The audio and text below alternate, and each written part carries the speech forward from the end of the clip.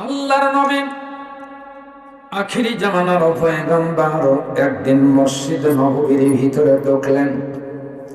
মসজিদের নববীর ভিতরে ঢোকার পর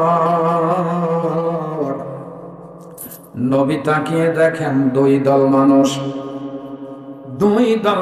দুই পাশে বসে দুইটা কাজে ব্যস্ত আছে। একদল মানুষ আল্লাহর নামের জিকির করতে আছেন, সুবহানাল্লাহ জোরে কোন। আর একদল মানুষ অন্য পাশে বসে কোরআনুল কারীম খুলে ওনারা কোরআনের আলোচনা করেন। আল্লাহর নবী ডাকতে বলেন, আমার সাহাবারা রে,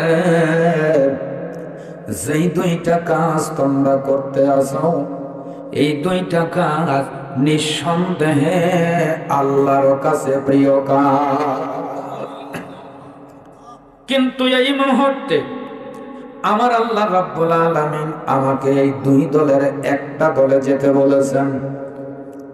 আমার আল্লাহ এই মুহূর্তে নির্দেশ প্রদান করলেন, আমি যেন তোমাদের এই দুইটা কাজের মধ্যে, যেখানে কোরআন নিয়ে আলোচনা হয়, কোরআনের আলোচনা হয়, কোরআনের ব্যাখ্যা বিশ্লেষণ করা হয়, আমি নবী যেন ওই জায়গায় শ্রোতা হিসাবে বসে যাই। ও মুসলমান, কোরআনুল কারীম শোনার জন্য এসেছে রে ভাই। এই কোরআনুল কারীমের বরকত কত বেশি। তামাম দুনিয়ার মধ্যে রে বাবা, তামাম দুনিয়ার মধ্যে ৪,৫০০ ধর্মীয় গ্রন্থ আছে। কয়টা ধর্মীয় গ্রন্থ? ৪,৫০০ ধর্মীয় গ্রন্থ গোটা দুনিয়ার মধ্যে বিদ্যমান। ৪,৫০০-এর মধ্যে আমাদের এই পবিত্র কোরআন একটা। আমেরিকার কিছু বৈজ্ঞানিক, খ্রিস্টান বৈজ্ঞানিকরা ওনারা চিন্তা করলেন, গোটা দুনিয়ার যত ধর্মগ্রন্থ আছে, এই ধর্মগ্রন্থগুলো আমরা আজকে যাচাই করব। যাচাই করার পর আমরা একটু জানব দুনিয়ার মধ্যে সর্বশ্রেষ্ঠ ধর্মগ্রন্থ কোনটা। এই জন্য দর্শন খ্রিস্টান বৈজ্ঞানিক বাগা বাগা ১০ জন খ্রিস্টান বৈজ্ঞানিক বসেছেন রিসার্চ করার জন্য। রিসার্চ করার জন্য সামনে ওনারা কে অন সুপার কম্পিউটার নিয়ে বসে বলল। আমেরিকার নিউ ইয়র্ক সিটিতে বসার পর গোটা ধর্মীয় গ্রন্থগুলা সব ঢুকাইয়া দিচ্ছে। একের পর এক তথ্য জানতে চায় কম্পিউটার, বলো এই ধর্মগ্রন্থের খবর কি। কম্পিউটার তখন জানাইয়া দেয়, এই ধর্মগ্রন্থের মধ্যে এই কয়টা ভুল, বাইবেলের মধ্যে এই কয়টা ভুল। এই রকম আবার যদি দুনিয়ার কোন মানুষ চেষ্টা করে বাইবেলের মতো আবার একটা ধর্মগ্রন্থ বানানো সম্ভব। গীতার মতো একটা ধর্মীয় গ্রন্থ, তার মধ্যে এই কয়টা ভুল। আবার যদি কেউ চিন্তা করে চেষ্টা করে আবার একটা ধর্মীয় গ্রন্থ, এইভাবে গীতার মতো একটা ধর্মগ্রন্থ বানানো সম্ভব। এইভাবে একের পর এক চলতে চলতে ৪,৪৯৯টা ধর্মীয় গ্রন্থের ব্যাপারে জানার পর সব কয়টা ধর্মীয় গ্রন্থের ব্যাপারে কম্পিউটার জানায়া দিল। এই ধর্মগ্রন্থের মধ্যে এইগুলা ভুল আছে, ভুল পরিলক্ষিত হয়েছে। আবার যদি চেষ্টা চালাও এই রকমের ধর্মীয় গ্রন্থ আবার বানানো সম্ভব। কিন্তু এনাদের মূল টার্গেট একটা। তার কারণ খ্রিস্টানেরা হলো আল্লাহর শত্রু, রাসূলের শত্রু, কোরআনের শত্রু, হাদিসের শত্রু, সর্বোপরি মুসলমানের শত্রু হলো ইহুদি আর খ্রিস্টানেরা। কথা কোন ঠিক না ঠিক? যারা গোটা দুনিয়ার মধ্যে ইসলামের শত্রু, মুসলমানের শত্রু, কোরআনের শত্রু, হাদিসের শত্রু, ওই শত্রুগুলাকে আমরা বন্ধু বলে মাইনে নিয়ে বসে আছি। ঠিক করলে আবার লারি বুড়ি ফেঁচে দেবার পারে। আপাতত খালি শোনেন, মা বোনেরা আছে ওনারা অশুনে আবার বলতে পারে যে অনেক 2-4টা মর্দা মানুষ বসে নাই, এজন্য কিচ্ছু বলার দরকার নেই, খালি শুনবেন, তাতেও আল্লাহ সওয়াব দিবে। আপাতত সুবহানাল্লাহ দোকান কষ্ট হয়েছে, যাই বলেন হৃদয় থেকে বলেন, খুশি হবে কে? জোরে বলেন কে? আল্লাহ মুসলমান পরিশেষে ডাক দিয়া বলতেছেন, কম্পিউটার রে, এবার আমরা যে জিনিসটা জানতে চাই সেটা হলো মহাগ্রন্থ আল কোরআন তোমার মধ্যে ঢুকাইয়া দিলাম, এবার তুমি জানায়া দাও এই কোরআনুল কারীমের অবস্থাটা কি, তুমি একটু জানায়া দাও। যত ধর্মীয় গ্রন্থ আছে, যত সময় এসে নিয়েছে, এই ধর্মীয় গ্রন্থের মধ্যে কোরআনুল কারীমটা যাচাই করার জন্য একটু বেশি সময় এসে নিয়ে নিল। বেশি সময় নেওয়ার পর কম্পিউটারের কাছ থেকে জানতে চাই, কম্পিউটার তুমি জানায় দাও কোরআনের ব্যাপারে অভিমত। কম্পিউটার জানায় দিল গোটা দুনিয়ার মানুষ এই কোরআনুল কারীমের মধ্যে পুরাটাই আমি যাচাই করে দেখলাম, একেবারে শুরু থেকে শেষ পর্যন্ত কয়েকবার আমি যাচাই করেছি। এই যাচাই করার পরে তোমাদের কাছে রিপোর্ট পেশ করে এই কোরআনুল কারীমের মধ্যে একটা ভুল ধরতে পারলাম না। আর দুনিয়ার কিছু আউল বাউল আর ফাউল, এরা বলে কোরআনের আগা গোড়া কিছু বুঝবার ফেললাম, তোমার মতো সগুন কিছু বুঝবে না। কথা কোন ঠিক না? ঠিক।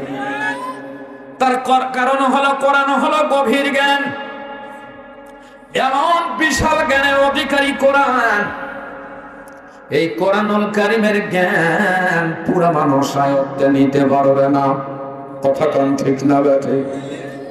কতটুকুন জ্ঞানের অধিকারী হয়েছেন আপনি? আমার আল্লাহ সেটাও কোরআনে জানায়া দিয়েছেন।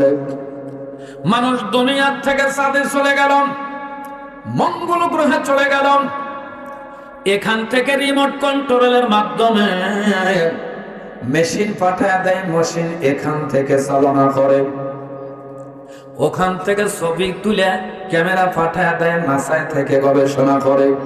নাসা হলো পৃথিবীর গবেষণাগার। এত কিছু তুমি করেছো, এত কিছু তোমরা অর্জন করলাম। আমাদের জাতীয় কবি, বিদ্রোহী কবি, কবি কাজী নজরুল ইসলাম বললেন, বিশ্ব নিখিল দেখবো আমি আপন হাতে, মুঠোয় পড়ি হয়েছেও তাই। গোটা দুনিয়ার মধ্যে কোন জায়গায় কি আছে না আছে কম্পিউটারের মাধ্যমে, মোবাইলের মাধ্যমে আমরা জানতে পারি। কথা বলেন, কথা ঠিক না ঠিক? এত কিছু অর্জন করলাম, অথচ আমার আল্লাহ ডাকতে বলেন, দুনিয়ার মানুষ কতটুকুন জ্ঞান তোমরা পেয়েছো? ওয়ামা উতিতুম মিনাল ইলমি ইল্লা কালিলা। আল্লাহ বলেন, আমি সামান্যতম জ্ঞান তোমাদের দিছি। আলোচনার কলিবার বেড়ে যাবে, বলে সামান্য জ্ঞান কতটুকুন? তাফসীরকারগণ বর্ণনা করেন, আটলান্টিক মহাসাগরের মধ্যে, আটলান্টিক মহাসাগরের মধ্যে যদি একটা সূর্য ঢুকাইয়া দেওয়া হয়, মনে করেন এই যে কলম, এই কলমটা ভিতরে ঢুকাইয়া দেওয়া হইল, এরপরে যখন কলমটা উঠানো হইল, এই কলমের এই নিপের উপরে কতটুকুন পানি আটবে, কতটুকুন পানি ধরবে? আল্লাহ বলেন, গোটা আটলান্টিক মহাসাগরের তুলনায় এই যে কলমের নিচের উপর সূর্যের মাথার উপরে যতটুকুন পানি ধারণ করলো, আটলান্টিক মহাসাগরের তুলনায় কতটুকুন পানি তোমরা পাইলা? কোরআনুল কারীমের জ্ঞান আমি আল্লাহ এত দিয়েছি, ওটা হলো আটলান্টিক মহাসাগরের চাইতে বড়। ওখান থেকে তোমরা ওই যে সূর্যের মাথায় এক টুকরো একটু জ্ঞান পাইছাও, তাই নিয়ে এত লাফালাফি আর দাফাদাফি বলো, আল্লাহর কথার কোনো কিছু বুঝলাম না। তুমি কেন গোটা দুনিয়ার মানুষ একত্রিত হইয়া আমার আল্লাহ যে বলেছে না আলিফ, এই আলিফের জ্ঞান তোমরা উদ্ঘাটন করতে পারবা না? জবান খুলে কি জোরে বলা যাবে না আল্লাহু আকবার? ও মুসলমান, কম্পিউটার জানায় দেন কোরআনের মধ্যে একটা ভুল আমি ধরতে পারলাম না। এতদিন পরে এই কথা তারা বলে, অথচ দুনিয়ার মানুষ আমেরিকার খ্রিস্টান বৈজ্ঞানিকদেরকে জানায়া দিতে চাই, এতদিন পরে এই তথ্য দিলা, এই তথ্য মুসলমান আজ থেকে 1450 বছর আগেই জানে। আমার আল্লাহ রাব্বুল আলামিন 1450 বছর পূর্বে কোরআনুল কারীম নাযিল করে দিয়ে আল্লাহ চ্যালেঞ্জ করেছেন। আল্লাহ বলেন, যালিকাল কিতাবু লা রাইবা ফীহি, এই কোরআনের মধ্যে সামান্যতম ভুল তোমরা ধরতে পারবা না। এতদিন পরে এসে এই তথ্য দিয়ে তোমরা সুসু করো। কথা কন মুসলমান। এরপরে কম্পিউটার জানায় দেয় একটা ভুল কোরআনের মধ্যে নাই, তবে একটা তথ্য তোমাদের জানাই। বলে কি তথ্য? বলে যদি চেষ্টা করো তাহলে এই কোরআনের মতো আর একটা ধর্মীয় গ্রন্থ, আর একটা কোরআন বানানো সম্ভব। আপাতত নাউযুবিল্লাহ বলে রাখে। বৈজ্ঞানিকরা ডাক দিয়া বলেন, যেই কোরআনের মধ্যে কোনো ভুল নাই, এটা কি আর বানানো দরকার আছে? কথা, যেটার মধ্যে ভুল নাই ওটা বানানোর কোনো প্রয়োজন নাই।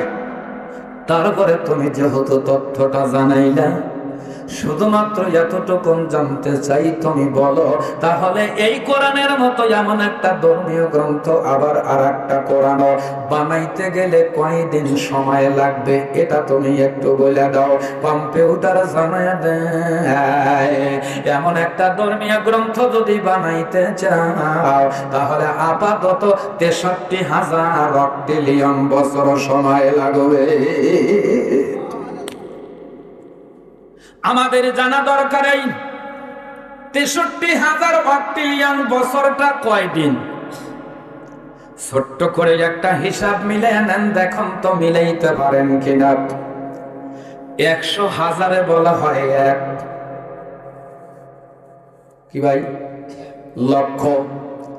100,000 বলা হয় 1 লক্ষ। 100 লক্ষকে বলা হয় 1 কোটি। 100 কোটিকে বলা হয় 1 মিলিয়ন। 100 মিলিয়নকে বলা হয় 1 বিলিয়ন। 100 বিলিয়নকে বলা হয় 1 ট্রিলিয়ন। 100 ট্রিলিয়নকে বলা হয় 1 জিলিয়ন। 100 জিলিয়নকে বলা হয় 1 ফিলিয়ন। 100 ফিলিয়নকে বলা হয় মাত্র 1 অক্টিলিয়ন। তাহলে তারির আবার 63,000 অক্টিলিয়ন বছর, তাহলে সময় কয়দিন লাগলো? মোটামুটি 40-42 বছর, তাই না? মুসলমান, আমেরিকার বৈজ্ঞানিকদের মাথা নিচু হয়ে গেল। ওনারা ডাক দিয়ে বলেন, তাহলে হিসাব করে দেখলাম এই অঙ্কটা কম্পিউটারে ধরে না। 63,000 অক্টিলিয়ন বছর যদি সময় লাগে তাহলে কয়েকবার কিয়ামত হয়ে যাওয়ার কথা। একেবারে নিচে ব্রেকিং নিউজ লেখা উঠলো, কম্পিউটারে জানায় দেয়। কম্পিউটার বলে, তোমরা চেষ্টা করো না, আর তোমরা মাথা খাটানোর চেষ্টা করো না। 63,000 অক্টিলিয়ন বছর নয়, কিয়ামতের আগ পর্যন্ত গোটা দুনিয়ার মানুষ চেষ্টা করলে এমন একটা কোরআন বানানো সম্ভব হবে না। জবান খুলে কি জোরে বলা যাবে না আল্লাহু আকবার? আল্লাহু আকবার। এমন একটা ধর্মীয় গ্রন্থের আলোচনা শোনার জন্য আসছে ওরে ভাই। মুসলমান, কথা লম্বা হয়ে যাবে, কথার কলিবার বাড়া দিয়া দেব না। দুনিয়াতে যত পয়গাম্বরকে আল্লাহ পাঠায়া দিয়েছিলেন, এক একজনকে এক একটা মুজিজা দিয়েছিলেন আমার আল্লাহ। অল্প কয়েকটা উদাহরণ দিয়ে সামনে যাই। হযরত দাউদ আলাইহিস সালামকে আল্লাহ মুজিজা দিয়েছিলেন, ওনার মুজিজাটা কি ছিল ওটাও আমার আল্লাহ কোরআনে জানায়া দিয়েছিলেন। আমার আল্লাহ ঘোষণা করেন, ওয়া আলান্না লাহুল হাদীদ।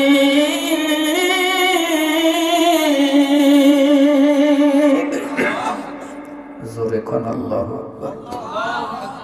ও মুসলমান, আল্লাহ জানিয়ে দেন দাউদ আলাইহিস সালামকে আমি আল্লাহ মর্যাদা দিয়েছিলাম।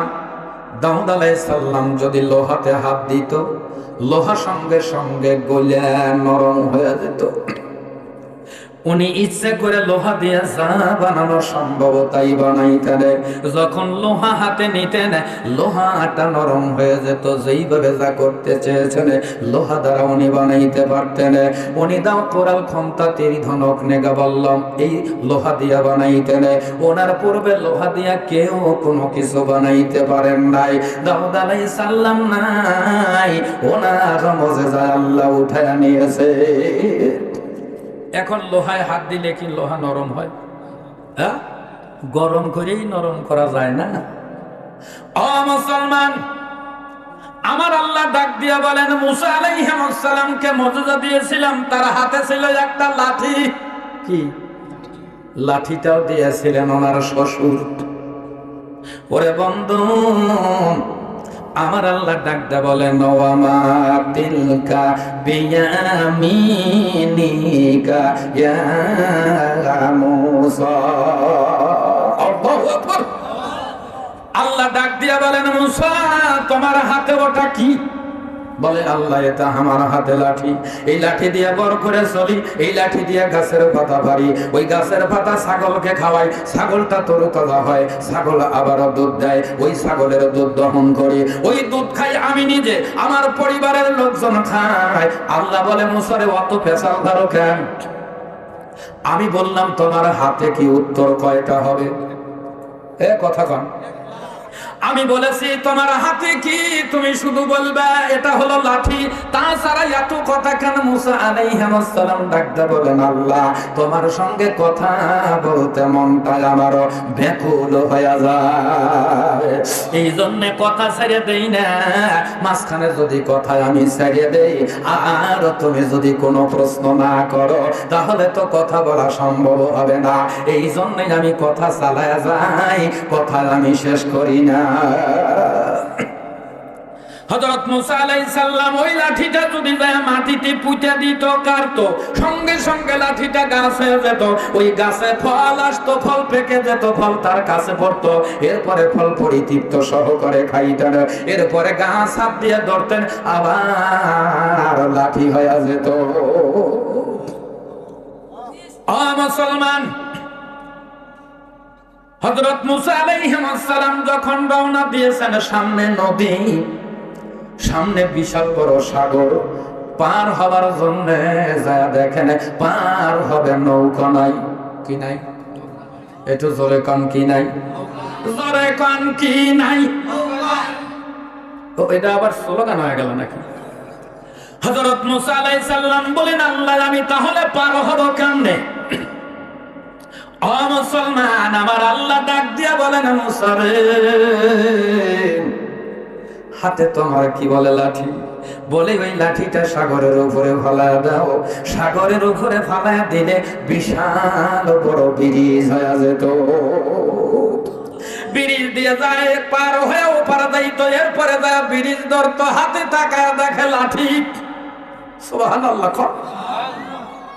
আল্লাহ বলে, মুসা আর দেরি নাই, এবার তুমি ফেরাউনের কাছে যাও, দাওয়াত নিয়ে যাও। দাওয়াত নিয়ে যখন ফেরাউনের দরবারে হাজির, ফেরাউন কুতকুত কুতকুত করে তাকায়া থেকে কয়, তুমি সেই মুসা নাকি? বলে, হ্যাঁ। আমার বাড়িতে থাকলা, আমার বাড়িতে খাইলা, আমার বাড়িতে বড় হইলা, আর আমার দেশে আমার একজন লোককে একটা থাপ্পড় দিয়ে মারিয়ে ধুইয়া তুমি চলে গেছো, প্রতিশোধ নিতে পারি নাই, তোমার এটার জন্য কোনো রকমের বিচারও হয় নাই, আজকে আসতেও ভালো হয়েছে, বিচার আমি উসুল করে নেব। কি কারণে আসছো? বলে বিচারের কথা পড়েন, আমি কি বলি সেটাই আগে শোনো। বলে কি? বলে আমি বলতে এসেছি, তুমি জবান দিয়ে তুমি বলো লা ইলাহা ইল্লাল্লাহু মুসা কালিমুল্লাহ।